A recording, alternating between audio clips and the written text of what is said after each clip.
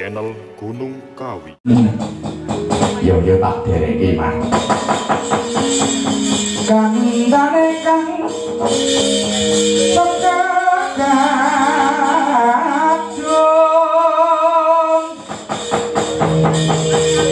Tuwin kembang menur kang esmu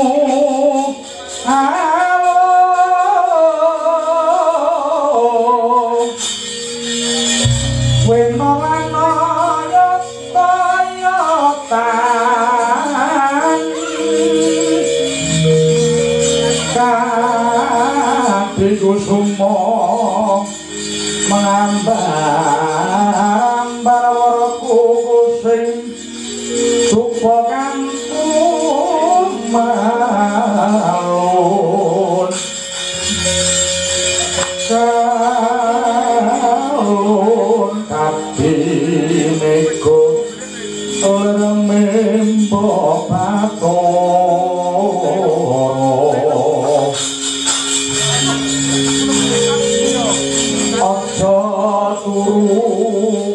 sore ngaji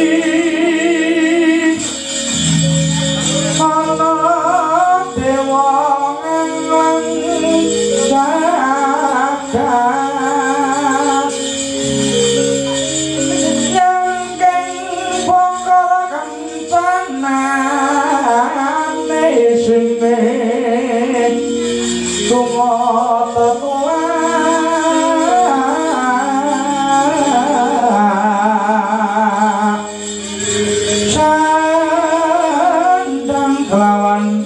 pangan yaiku pakaianipun wong melek sabaran narimo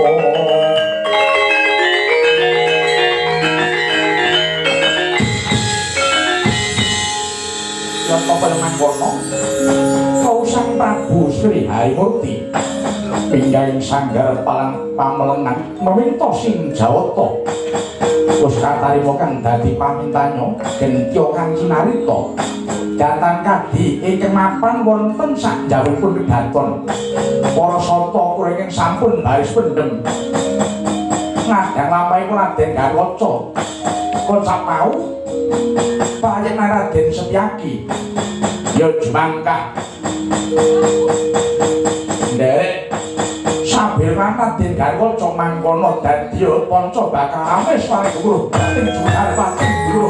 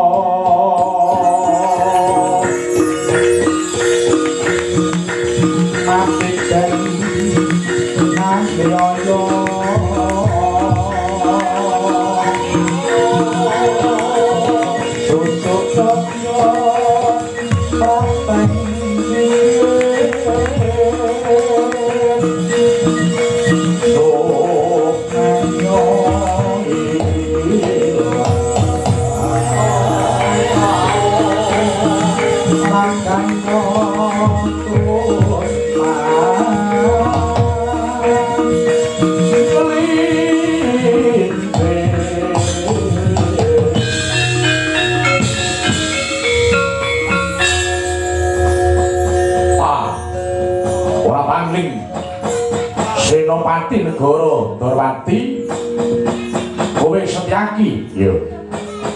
Dasar Purnyata. Ora pangling uga putra Pedhayangan Sukalima Bambang Haswasuta Sukutama. Wah. Bener. Setyaki, Purwaran. Ayo. Kowe sumingkir aku ora duwe perkara karo wong Durwati. Aku mung duwe perkara karo anak Jolipati sing Gatotkaca. Oh, kowe mangkono. Iya. Apa kowe lali? Yen kowe lali tak elingake.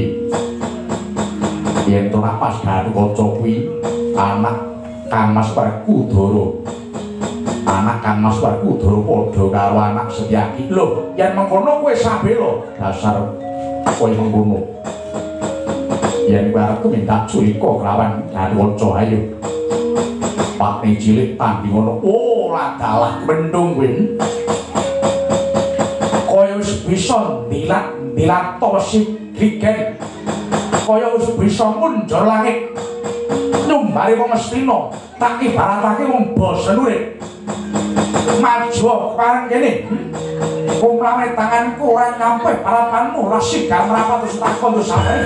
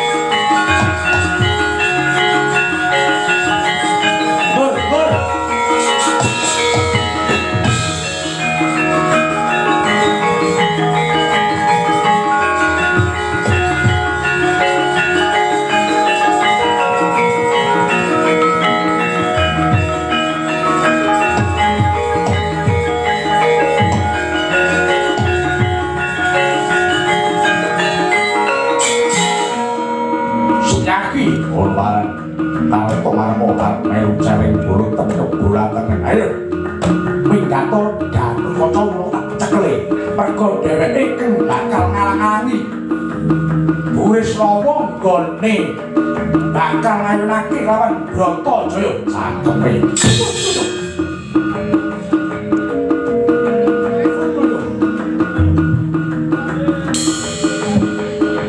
Waduh, itu.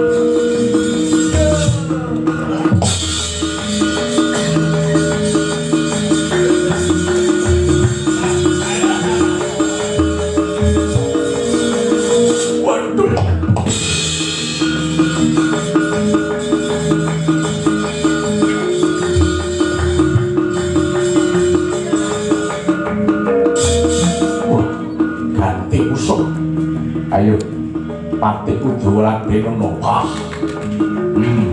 pati kiri nadyan to wiri ning aku pati ayo karto warmo maju bah lakon pecah nyawamu yo woi tono wah aduh belum hai woi woi dong aduh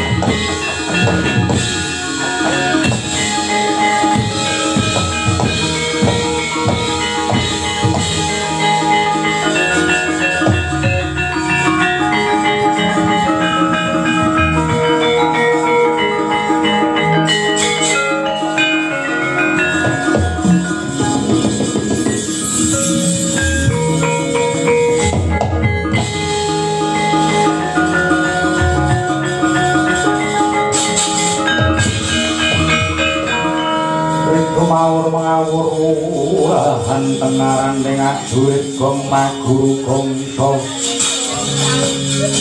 setekadyo butuh ombo pandriting turang gesti katut kocoy ayo Wajaya Drata ayo tanding ora ayo yen pancen kowe wong perwira pancen kowe wong sekti mandraguna ayo mudhuna munggah mudhuna le munggah le mudhuna le munggah ayo lejan wah wanimu saka Dirgantara ngerti akra iso Dirgantara lan mingkat tebes tugel rupat mingkat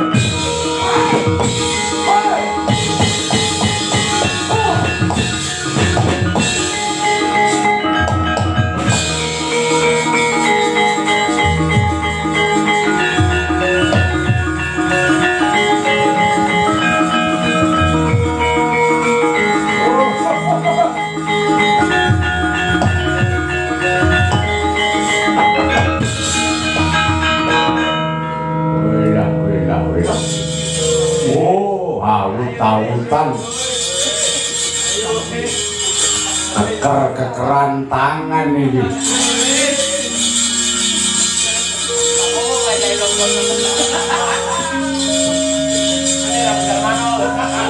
haleman iki adi-adimu wis padha sambat kabeh nggih wangune awan mau do mangan kacang kok kelan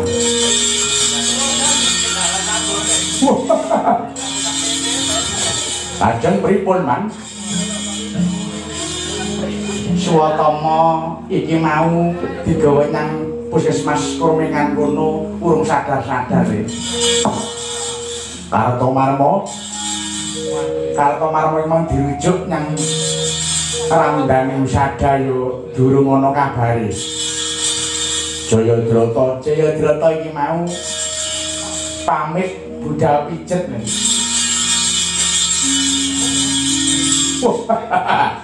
Pun boten wonten ingkang saged nandingi man wis ora ana le iki ra ana liya sing tak jagake mung kari kowe la Durmagati kowe yo ora apal karo Durmagati kok angger sore wis kuareken sego goreng karo cap jahe sing ngono kuwi ben iki nglengeri ya kudu teklak tekluk ae citraksi ket sore wis mendem wis ora iso mangkat oh lah lah pripun man ayo mbak ya kowe le tandang oh lah napa sampean lali udun kula tas waras walah pangeran pati kok diloro udun iki penyakit kere lho awang kowe iki pangeran pati sugih kok duwe penyakit udun wah napa udun ku ya iso milih-milih tupe wong sugih ora iso udunen wah gen kula niku wong sugih malah ora iso linggo bokonge ning udune 7 ya ning iki umpama lah sing nuwun sewu sing lara nak bokonge sikile nak ora to lah pripun samanku lah urate sarape bagi mudun wah samanku napa ora nate nek mudun iya sari patih Sengkuni iki wong resikan nah iso awan suri adus penyakit kulit iki adoh saka patih Sengkuni iki mangkat ora kena nganggo alasan man kancane iki ngasuh diolehi kok kula kok mboten ngene Dur iki yen kowe ora maju ora bakal rampung pekarane. Lah nek kula maju napa sampeyan yakin nek kula bakal ngrampungke perkara? Aku lo ayake lali kok. Ya 6 lho iso ilang. Lah iya. Harus piye? Pun ngeten mawon. Tinimbang sampeyan ngengken kula mbok sampeyan dhewe sing maju menehi contoh. Amanah pate to. Wong nomor 2 ning Astina.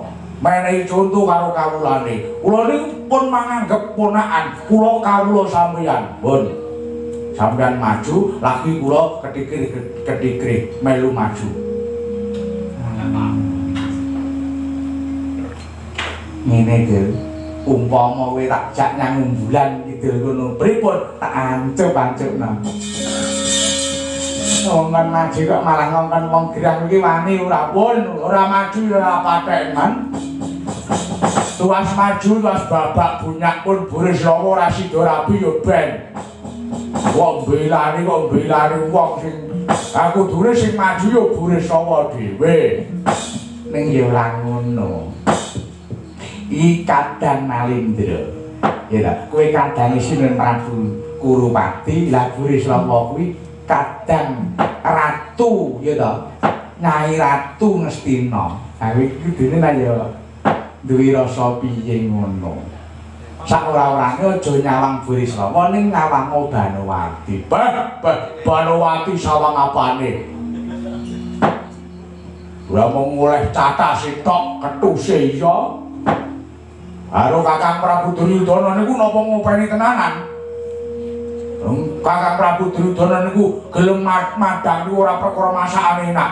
Wegah lek dicocoti. Nek muni kok kasinen muni malang krek karo nyanyanyanyanyang ngono niku. Niku Banowati. Banowati niku jane nuwun sewu. Anggone ora pati enak, Mas. Apa iya kandhane yo men. Ayu wonge ning ambune Mas. Woi jan kaya bawang kae lho. Lu saking Kakang Prabu niku wedi karo Banowati, arep ngomong anggo gawe tawas kono, ora wani man. Kuwi saking tresnane. Banowati ngoten niku. Dasare beli ngatus. Lah mosok. Lah engke lho kula sing dene nginceng maksude niku kula nitani lemepe anduk man. Anduk 3 dina ora ditas niku yen wonten wonge ora adus. Lha. Aku sesuk gak gila dadi. Lah engke sampeyan iki gila nemu mulih kula. Aku lho sing weruh. Terus piye? Pun kersane. Niki mungkin tuas dadi geger ora ketemu poke rembug gitu. Bakune matur kan Koko Prabu Baladewa mawon. Nggo, Koko Prabu Baladewa teng pundi? Dipadosi. Ya, ya tak matur Koko Prabu Baladewa wae. Sing tak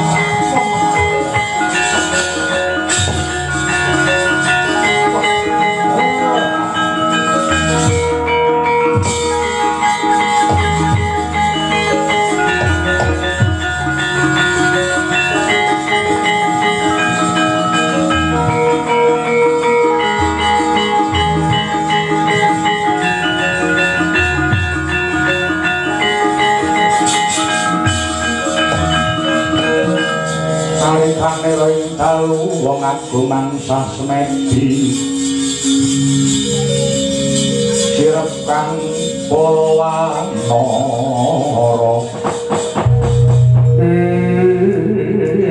paman sing muni atus pundi paman menika wau para sata Kurawa sami kawon lho lah kawon mesah sinten mesah Setyaki Udawa kalian Gatotkaca. Lho, sing ngengken perang sinten? Inggih mboten wonten. Lho, piye to, Mas? Sampeyan niku kula kanthi Ndarawati niku kinen Hanyekseni. Penglamar saking Mandharaka niku ditampa menapa mboten? Kok malah ngombiongi Kurawa kon perang niku sinten sing ngengken perang?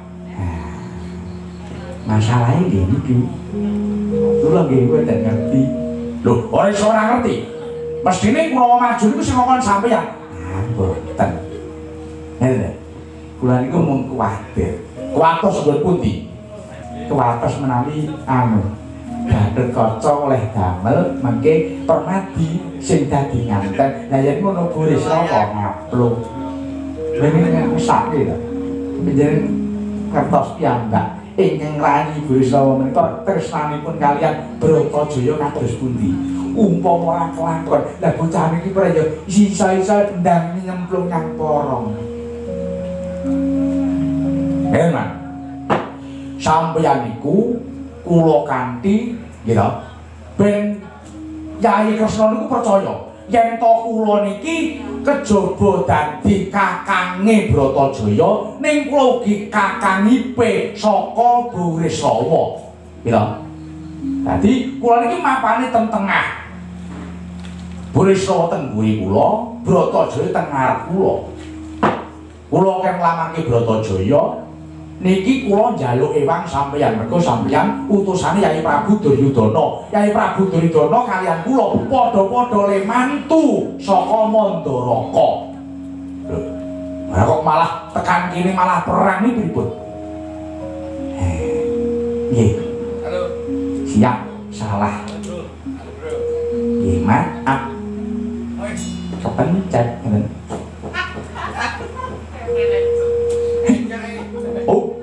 Pencet. Pun ngeten mawon. Bakune niki ora perkara le menang perang utawa kalah le perang. Terus niki kebacut kula njaluk bebono. Sinten kemawon ingkang badhe ngayunaken adi kula pun Bratajaya kedah mujudaken bebono. Lah, enten bebanane to. Iki wonten. Lho. Lah perjanjian di awal boten-boten tambahan 600.000 dua kali. Lah kok enten tambahane? Enten paman. Gamelan Upananta punya tawang Gresik, gamelan Upananta ditabuh para dewa ning awang-awang. Gedang Mas Kukus Cindhe Debok Sulasa, gitu. Lajeng wujudipun Sekar Karpataru Dewa Daru Jaya Daru. Dayanipun pepetetan kahyangan kedah mandhap ing Arcapada. Sinarengan kathah malih syarat sarana ing sebati ngaji sampun kula serat. Menika kedah dipun wujudi, menawi boten dipun wujudi Burisrawa boten badhe kelampahan daup. Aduh. Siwaka mencit. Pun lajeng titik terangipun pripun? Helen. Monggo sarangan mangsul dan Ganestina. Sami-sami dipun rembakon Ganestina kaliyan Yai Prabu Duryudana paman. Nggih. Bae ngaten ngestokke dawuh monggo. Monggo sesarengan kundur ing negari Astina. Apa Pak?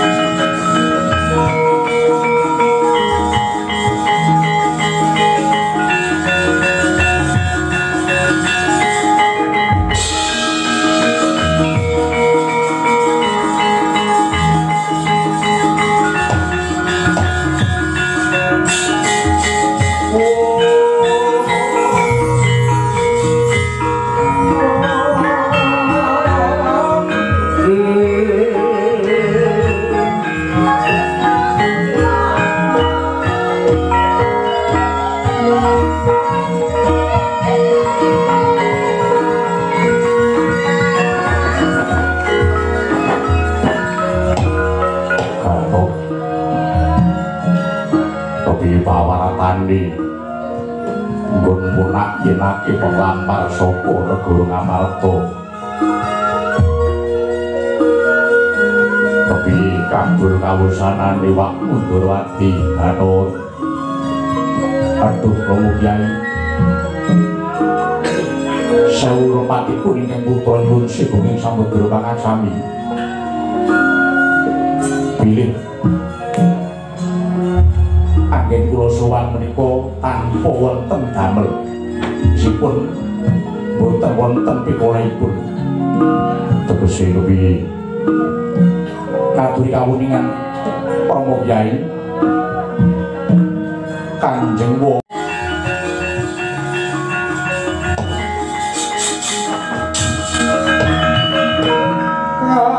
kagancaran nadangi purnama siki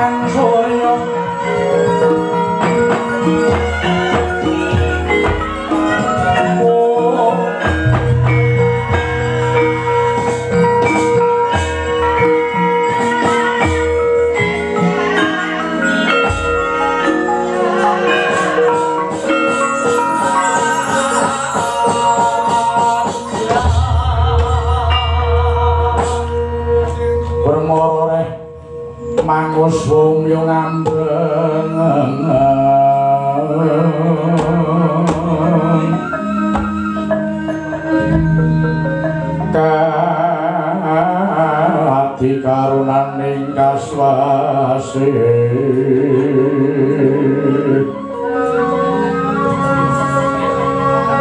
tameng marga memalagung berisangkon wastrat mojo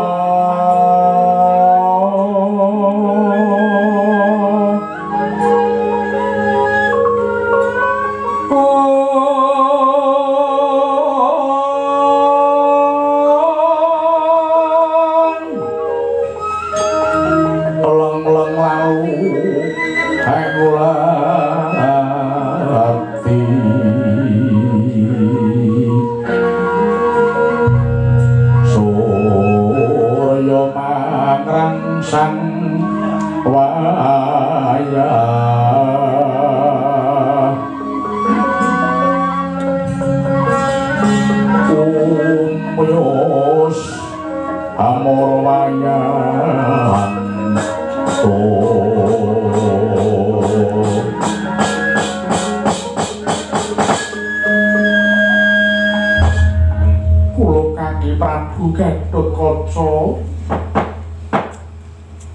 kepiye kabul kawusanan inggonmu pun yang utus sowan marang Pak Mundurwati nak yen akibat penglamar ing saka negara Ngamarta nggih Gatotkaca. Eyang putri kepareng maringi pangapunten dhumateng ingkang wayah kula pun tetuka Eyang. Kepiye nggih kepiye mara gage kandha kang prasaja Gatut. Estunipun sampun kasembadan kula ngaras padanipun Wa Prabu Ndorowati sowan ing kedaton lan ngaturaken menawi dados wigatosipun rembag nanging kujiwanipun Eyang penglamar saking negari Ngamarta tinampi dering dipun tampik ugi boten. Lire kepiye nggih Gatotkaca nganti kaya ngono kang dadi tembunge Wa Prabu. Tinuring padha Kanjeng Wa Dewi Bratajaya nyuwun bebono. Nyuwun bebono kepiye nggih? Nyuwun bebono kathah sanget Eyang. Nyuwun wujudipun nalika ing benjang panggihipun temanten dipun ngiring kaliyan gamelan Lokananta ingkang mondha ing tawang tinabuh dening para widodara lan widodari lan pepetetan sedaya saking kahyangan kedah dipun asta mandhap ing Narcapada kinarya sasranipun wujud kebundanu pancal panggung ingkang cacah 700 kawan kairing putri Dumas lan ugi cucuk lampah ingkang wujud Panalasita kang saged tata janma lan temanten kakung kedah titih wujudipun Dwi Pangga utawi gajah ingkang saged tata janma ugi kairing dening Dewa Bagus lan dewa-dewaning kasmaran Kanjeng Eyang.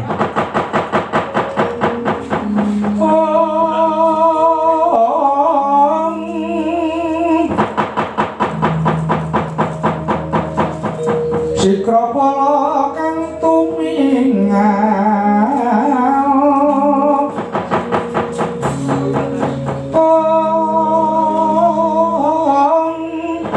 perang campo samya tali lir tatit wilating kota Danyuanggung mangun sang nidi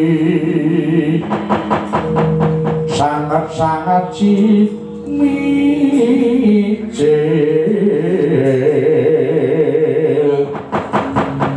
ladino ngedali wus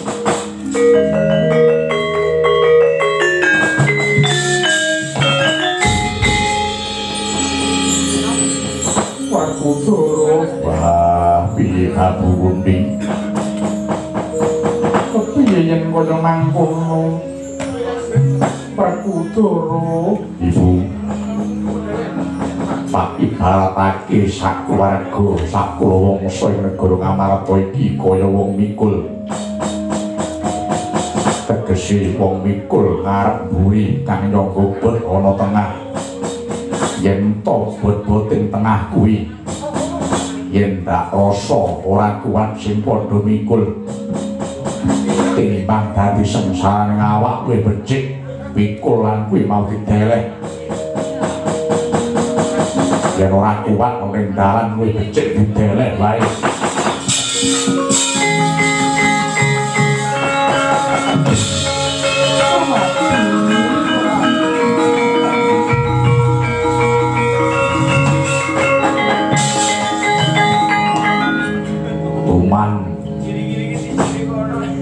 Tuman kepiye to nggih nganti kesendu rasane ngadimu banjur lunga kreta tanpa pamit ben hati budi daya kok malah kowe mengkono nanging aku percaya ibu pemati kuwi yen to duwe tekad ora bakal kendho yen to durung kasembatan aku nili wae aku lawan Gatut bakalan tung karya tegese kepiye aku kang Bupati Kakang Anoman Limang Setu Bondo tak suni supaya gelem dadi pengiring temanten saka negara Ngamarta dene Gatotkaca ih wonten dawuh Rama Kyai kowe mak tumuju mang negara Singgela Sawanoman Prabu Bisawarna panjenengane kang duweni kebun tanu pancal panggung cacah 144 kuwi mau negari Singgela menika pundi negara Singgela biyen tilas negara Ngalengka Draja ingkang dina iki dadi negara Singgela wis maragake mangkata andung karya bintang rampung pekarane iki saken dawuh Rama Kyai nyuwun pamit yen kowe nyuwun pamit iya nggih aja nganti ngandung memolo ngandung macepaka sarine kamulyan wa Prabu kula nyuwun pamit iya nggih ndak sangone santi aja mentor rahayu nganti ana beda suci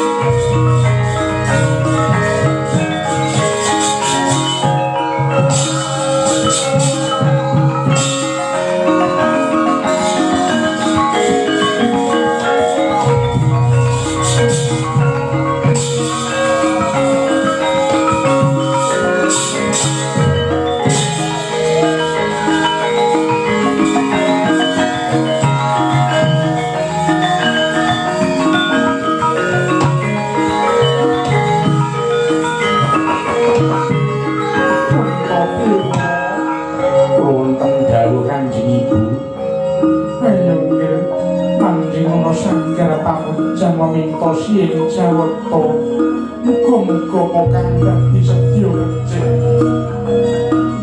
marang adimu pamati ingkang bisa kasembatan lan kalis ing rubeda ing sampikala iki inggih Kanjeng Ibu monggo kula dherekaken ingkang sanggar panjenengan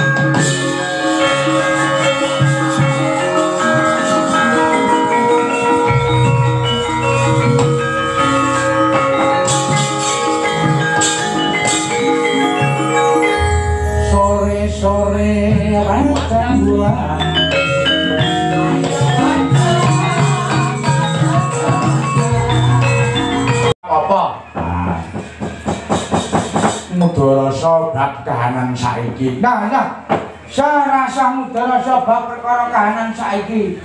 Lah sebabe. Lah terus kahanane wis ngene iki, Mas. Iya. Kahanane wis kaya ngene iki ya kepiye meneh. Ya. Ekonomi lagi. Waduh, wis ra karo-karuan. Iya. Efisiensi anggaran kuwi ya dampake ya gedhe, Mas. Iya. Oke para buruh-buruh pabrik para karyawan-karyawan. Sing urung tetap kuwi padha kena PHK. Iya. Nek PKH ini sih enak ya. Napa enak? PKH nek PHK. Iya. Mulane kuwi kok. Nah iya. Mula jaman-jaman sing kaya ngene iki, kahanan-kahanan sing kaya ngene iki kudu kebak pengati-ati. Iya. Iya. Ya ora ketan kaya ngopo. Awake dhewe melu-melu mikirake. Ya, najan to ora iso secara utuh melu mikirke negara ning ya ora ketang mboko sithik. Ya. Mergo yen kahanane kaya ngene iki saya akeh pengangguran. Iya. Penipuan berbagai macam modus do bermunculan. Iya. Saking wong iki wis do tegel-tegel. Iya. Duit sak yuta lho iso mlebu nyang Polres. Nah, iya. Ranah hukum. Wah, perdata. Lho kamangka nganggo administrasi laporan kuwi wae sak yuta lah yo unjul. Nah, iya. Mulane kuwi kok. Tenan. Saiki arep duwe perkara sing kepiye wae karo wong liya dirembug sing apik. Iya. Aja nganti dadi dretah apa meneh nganti mara tangan. Weh kuwi. Ya kok. Wah, kuwi iso nggih kesempatan oknum sing kurang bertanggung jawab. Beda. Nek aparat ngono bisane meluruskan terus. Iya. Meluruskan nuntun iki lho secara teknis prosedur. Hukum ki ngene iki. Nah. Ya, Nuntun yo kok. Sing kadang ki sing ngurangi oknum sing ora bertanggung jawab dadi tok dadi korban. nah, Visum, nuntut.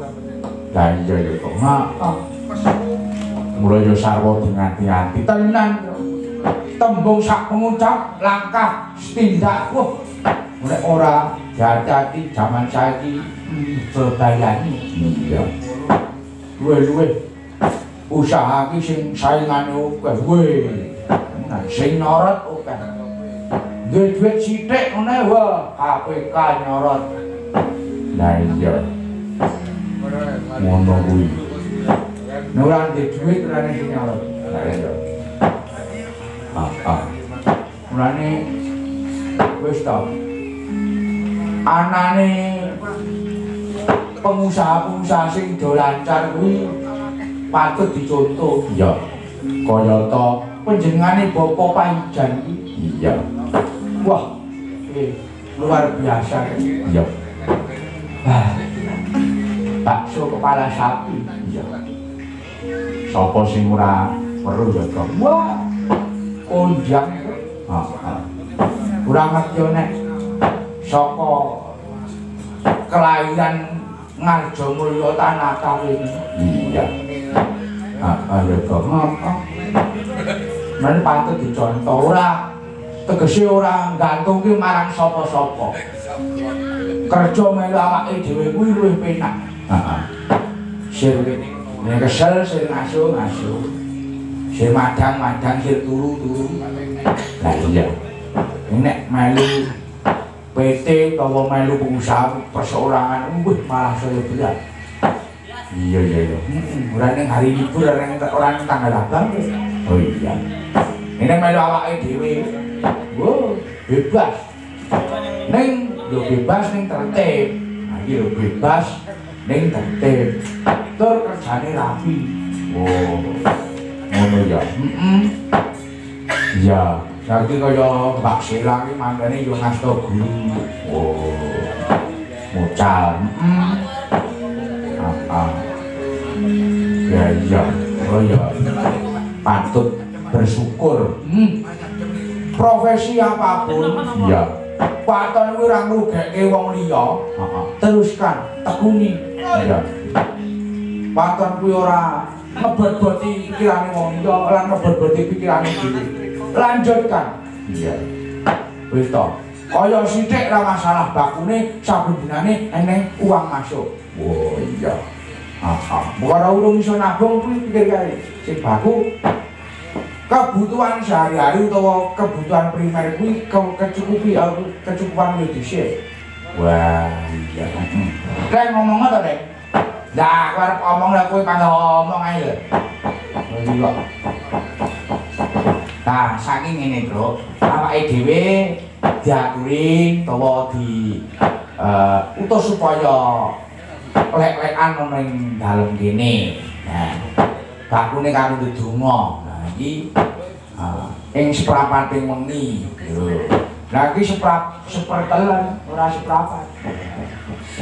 Antara hampir subuh. Iya. Iki nek kandhane para ulama, para kiai, yahine iki mandi-mandi nilai donga. Tangi melek rauk wudu yen ora bar kegiatan yo wudu tok ngene wis cukup. Kegiatan maksud kegiatan apa? Kegiatan yo lanang yang dewasa. Oh yo tak kandhake iki lah. Yo kandhake ora apa-apa yo gerang-gerang lho. Ora urung ning omahe pikirane kudu ngono ae. Yo ora ngono iki ora kena sok madhake pikiranmu karo pikirane wong iki ora kena. Sik nyuwun pitedah utawa petunjuk karo sing gawe urip. Piye to? Carane ben supaya nggone ngrengkuh keluarga iki tetep bisa lumadi kanthi becik. Lah iya. Lah wong ngene ora berusaha karo donga ya ora kelakon Mas. Iya. Donga tok tanpa budidaya ya kosong. Budidaya tanpa donga ya songong jenenge. Oh iya. Nano ino. Ora kambang neh. Liyane kok. Lah liyane apa? Ya jineman iki akeh kaya Mendes kaya jineman. Klah lurik ya jineman. Katik glinding ya jineman. Wah, nek katik glinding yo nonton jame, Mas. Wis yahe iki. Iya. Yo nganggo sing cekak wae kok. Heeh. Mubar jineman terus karo langkahku bendang padha ngrembeli. Iya. Ora sadar. Mergo yo dhewe iki pekerjaan paling berat. Iya, seniman siniwati ning pekerjaan wayang iki berat. Mergo wayahe wong ngaso, wong turu malah do melek do. Nyuwara. Obat. Iya. Kesehatan dijogo. Iya. Yo ono terus saperangan sing ora tek obat. Oh. Oh. Lah iya. Ono saperangan badan sing ora tek obat. Apa? Kuping. Oh. Lah kuping yo tugase ngrungokke, ngelaras iki sepira. Ngelaras iki pokok anggere mulai sekolah Indomaret yo wis keneng. Kuwi laras anakmu, beda meneh. Sing nada ngono lho. Ya, mangga, sing do melek. Melek. Ya. Ai parep duduk. Kaya dipulut. Iki ketutupane iki melek pemrewi. Oh, melek. Senengnya itu di sepulane ngono kowe bul mlerok bul. Bocah kok senengane masak kampung. Ngantukan kowe. Ya, ya dipadangine Mas kabeh diuripi. Ya sudah sadar, gak semaput doang. Ya. Jagane sido bergas-bergas kok. Wah.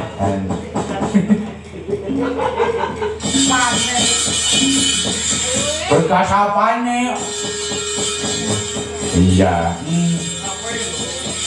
Mangga. Sak jineman gedung wong pira ngono ya kena.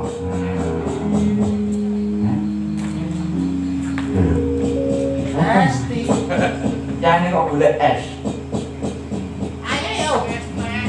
Iya. Ya. Ya. Monggo. Ngadeke jineman apa lah? Ya ora kitang sak jineman.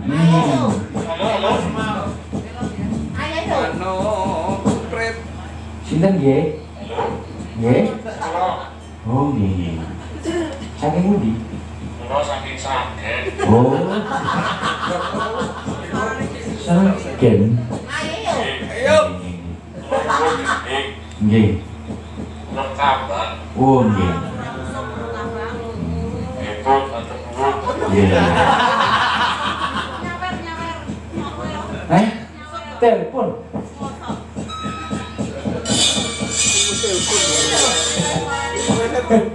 Kayak perabot. Napa Mbak? Aku semu. Nggih. Sampeyan jenenge ndek. Sekirase wedale kudu sejek. Iya. Nggih. Yen sing ndek mlebu kabeh apa dawa mlebu separuh? Mamane niku. Lho, sampeyan jawab sih. Sing ndek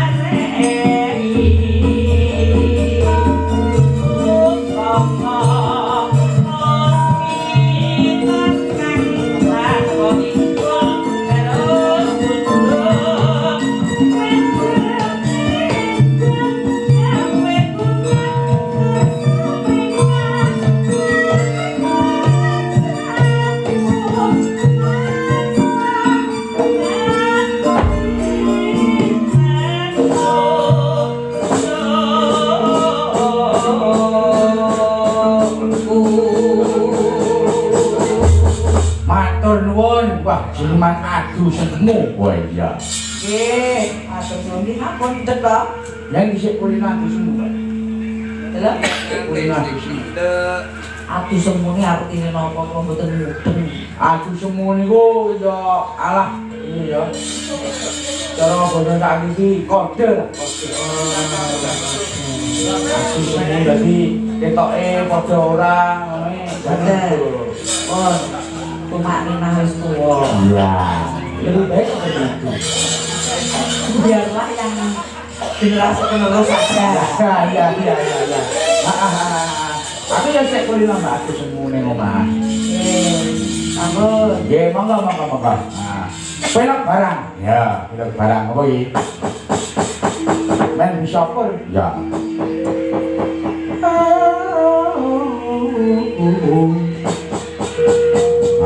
Apa kok? Kobat. Iya. Kobat itu apa? Sarung jagung iki kobat. Oh. Sarung jagung iki gese kobat to. Lah iya. Sarung jagung iki jenenge kobat. Saka tembung abot tresnaku. Oh iya. Ya.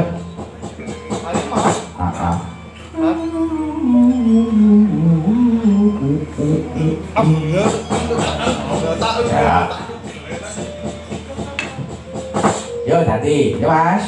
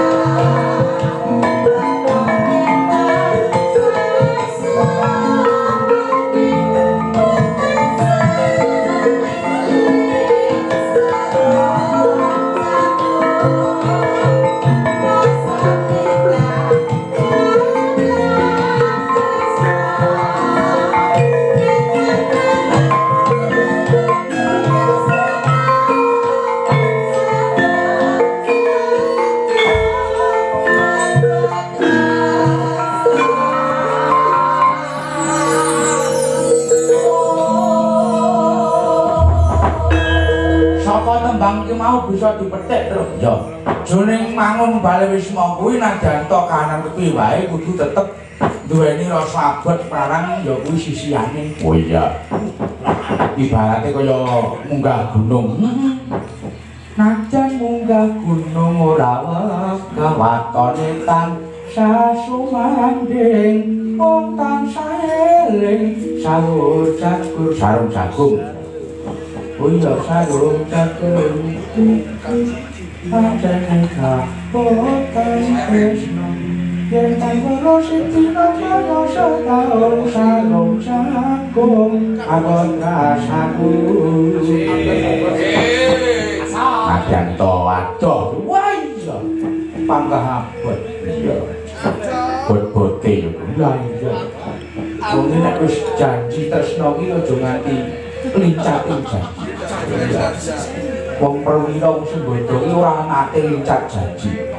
Oh Wewe babakan katresnan ya ayo kok kowe ya iso ora kowe dhewe ra iso niku kancane tegese nadyan to abot paribasane kahanan sing diuji dengan kahanan ekonomi perekonomian paribasane yo aja nganti nyerah.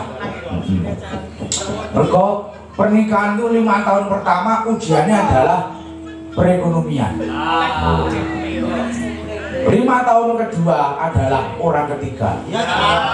Maka berhati-hatilah. Guru anak monggo.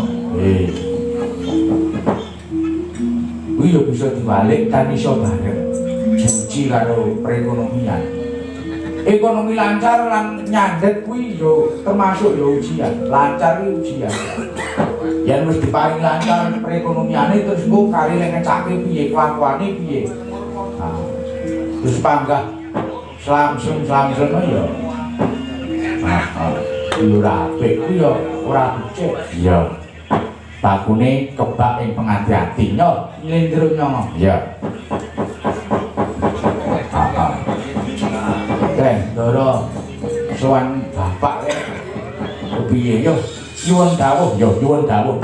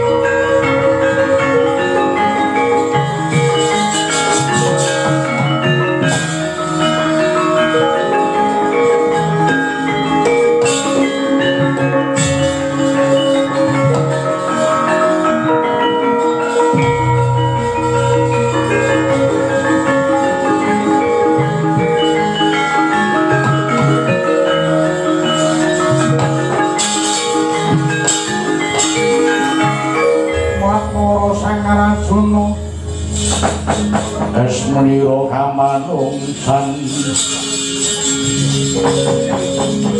kasrepan tingkai mungsuh ilang padha kateng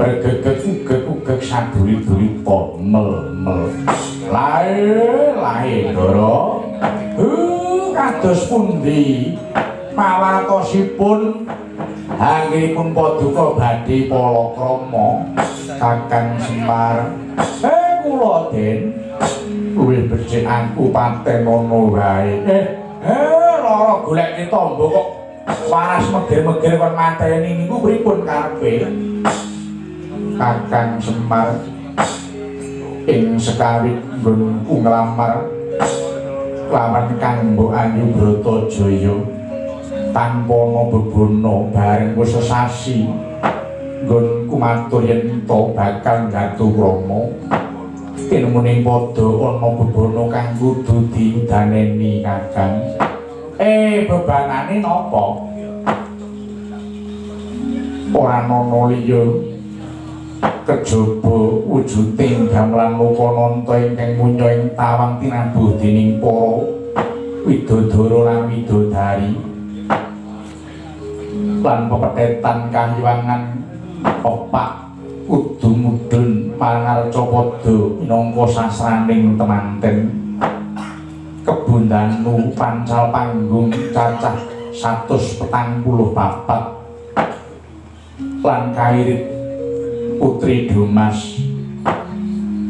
Dumas niku cacah 1.000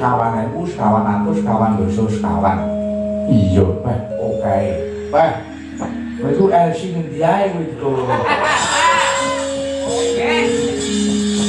ngendi wae kuwi kok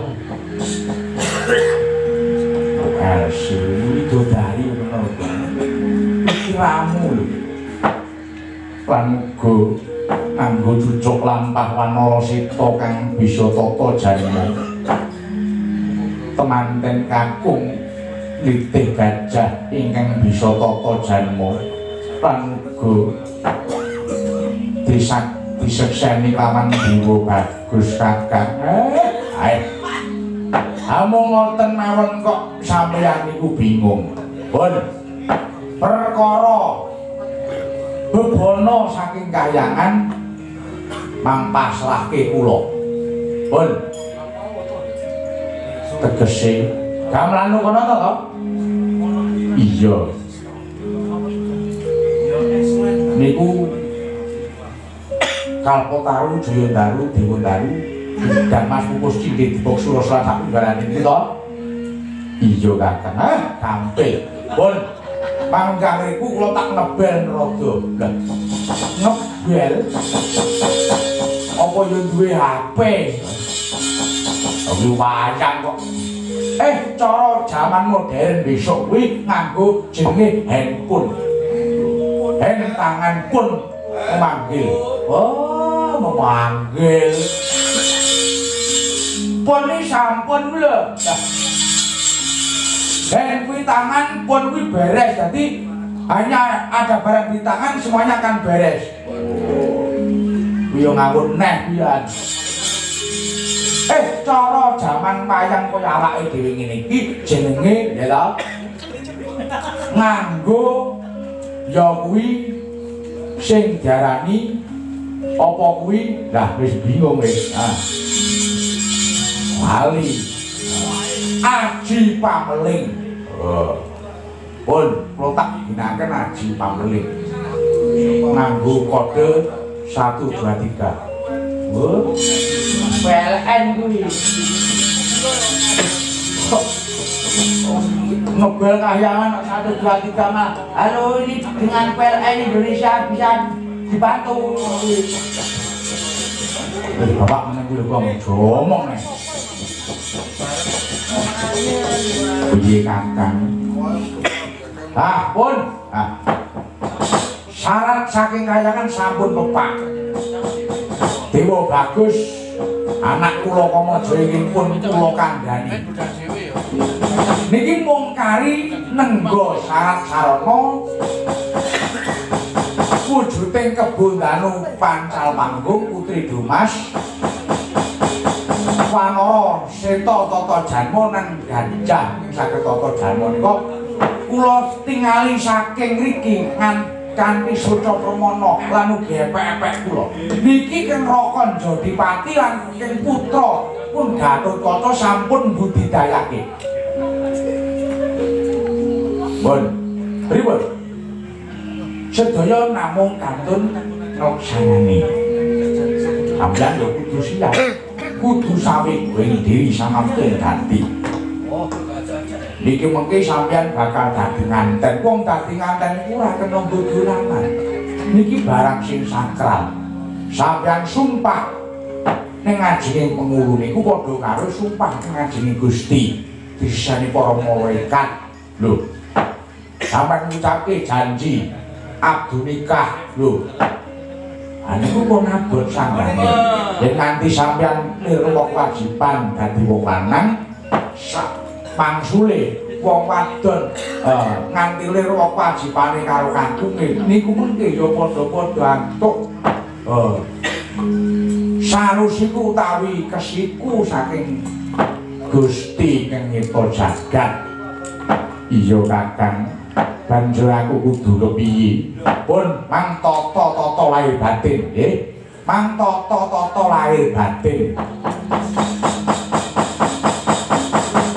pun nganti sampeyan mengke kleru nggone milih dalan mongko ndak kesuru iya kakang nggih pun monggo ayo dole alon-alon goleki bendaramu Jodipati lagi to Den iya kakang ayo goleki kakang Mas Jodipati anak yen aku kaya ngopo anggone golek bebono dolane nduk dolan apa nang alas kuwi kok aja arep-arep dolan paling apik kebon kopi liyane kuwi alas jejekan ngono kuwi ning yo kuwi ade oleh bathi oleh lawuh akeh lawuh teko yo kaya 93 ngono kuwi apa to leceng malah warna-warna ayo kakang digelak lakune nggih sak pae